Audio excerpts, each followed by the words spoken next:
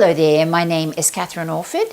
I am also known as a sales confidence coach, and I'm the author of this international best-selling book, Become Your Number One Fan: How to Silence Your Inner Critic and Live the Life of Your Dreams. Now, you may have seen my other videos. In my other videos before this one, I was talking about what is confidence and busted the myth, because confidence is actually a learnt skill. It's not that anyone's ever born confident. If you look at someone in your sales team and you think that they're really, really confident, how do they get that way? Guess what? They learnt how to do it, and you can too.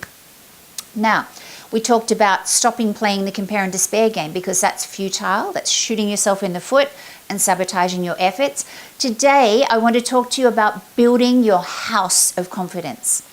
Now, before we do that, I want to talk to you about self-esteem, because self-esteem actually underpins everything.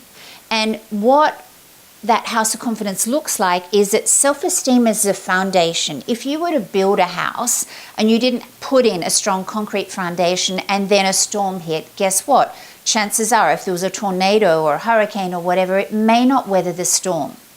So if we actually look at confidence, we have to go back to self-esteem as a strong foundation. Then we have self-worth as one of the walls. Then we have self-belief, which forms the other wall.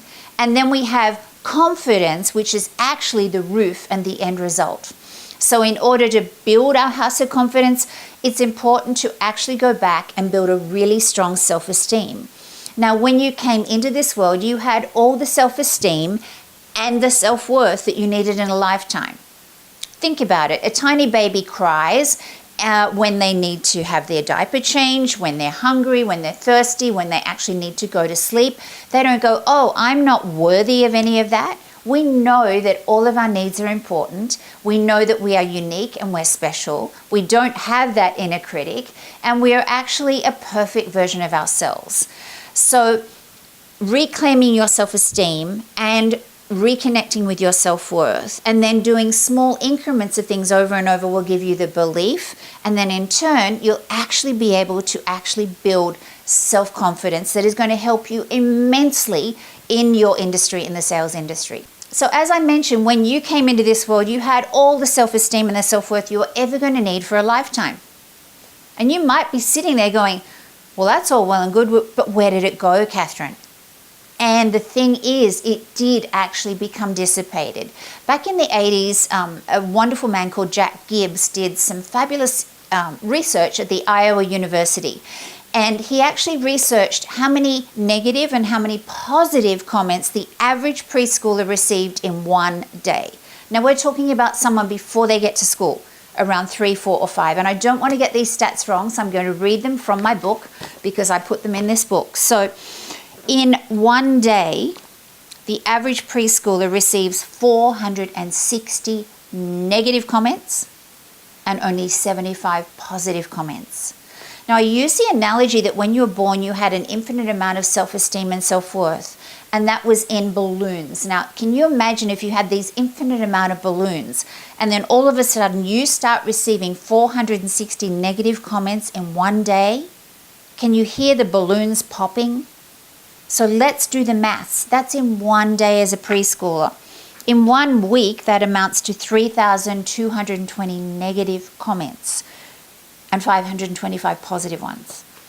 Over 1 month, that's 14,260 negative comments, 2,325 positive.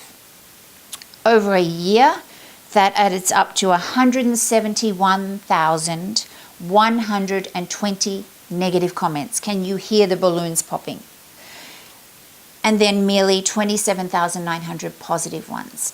Now, if we presume that we start getting that negative feedback from about the age of 2, I call it the terrible 2s for other reasons other than parents do, because around 2 we start acting differently towards our children. We start criticizing them, we start telling them they're naughty, silly, clumsy, whatever. And a tiny child's brain can't go, they're just talking about a behavior that I'm doing. And let's face it, I learn all my behaviors from them. So it doesn't mean that I'm not whole and complete. We start to feel flawed. We start to lose sight with who we are. We look for evidence and we find plenty of it. And then we start to put on a persona. And we start to lose the self-esteem that we came in with. Is this all making sense?